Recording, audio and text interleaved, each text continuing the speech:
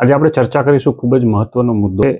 As per the Gujarat cooperative society એક્ટના અંતર્ગત જે પણ હાઉસિંગ સોસાયટી ગુજરાતની અંદર રજીસ્ટર્ડ થયેલી છે એ ટ્રાન્સફર ફી લઈ શકે કે નહીં.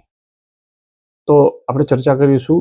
હમણાં જે એક લેટેસ્ટ રૂલ્સમાં ચેન્જ થયેલું છે ગુજરાત કોઓપરેટિવ સોસાયટી એક્ટના અંતર્ગત તારીખ 10 જૂન 2025ના એક ગવર્મેન્ટે એક રૂલમાં ચેન્જ કરેલું છે.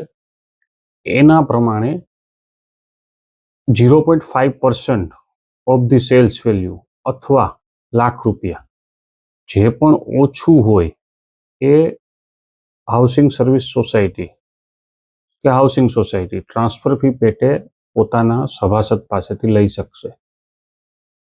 આ ટ્રાન્સફર ફી 10 જૂન 2025 પછી જ લઈ શકાશે અને એની અમુક કન્ડિશન છે કે ભાઈ સોસાયટી જે પોતાના બાયલોઝમાં એટલે કે એજીએમમાં આનો ઠરાવ પસાર કરવો પડશે કે આપણે ટ્રાન્સફર ફી લઈશું. બીજું કે જ્યારે પણ કોઈનું પણ સભાસદનું મૃત્યુ થવાથી લીગલ હાયરના નામે જો પ્રોપર્ટી ચેન્જ થતી હોય તો ટ્રાન્સફર ફી નહીં લઈ શકાય.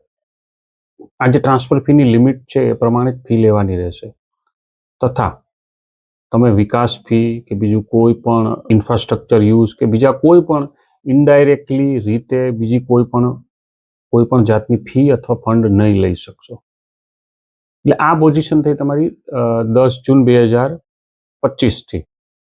એની પહેલા જો કોઈ પણ ટ્રાન્સફર ફી લીધી હોય તો એ ગેરકાયદેસર ગણાશે અને એ રિફંડ કરવા પાત્ર થશે.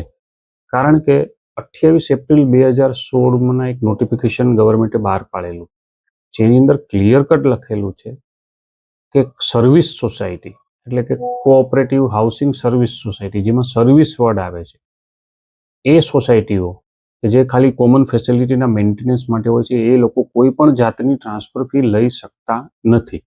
ફક્ત ને ફક્ત કોઓપરેટિવ હાઉસિંગ સોસાયટી હોય એ જ ટ્રાન્સફર ફી લઈ શકે છે અને એમાં પણ 50,000ની મર્યાદા હતી. હવે આ બંને વચ્ચેનો ફરક શું છે? હાઉસિંગ સોસાયટી અને કોઓપરેટિવ હાઉસિંગ સોસાયટી અને કોઓપરેટિવ હાઉસિંગ સર્વિસ સોસાયટી. તો હાઉસિંગ સોસાયટી હોય છે એની અંદર જે જમીન હોય છે જે પ્રોજેક્ટની પ્રોપર્ટીને લગતી એ સોસાયટીના નામે હોય છે અને સભાસદો બનેલા હોય છે શેર સર્ટિફિકેટથી. જ્યારે સર્વિસ સોસાયટીની અંદર સોસાયટીનું ફોર્મેશન ખાલી કોમન ફેસિલિટીની જાળવણી માટે કરવામાં આવેલું છે.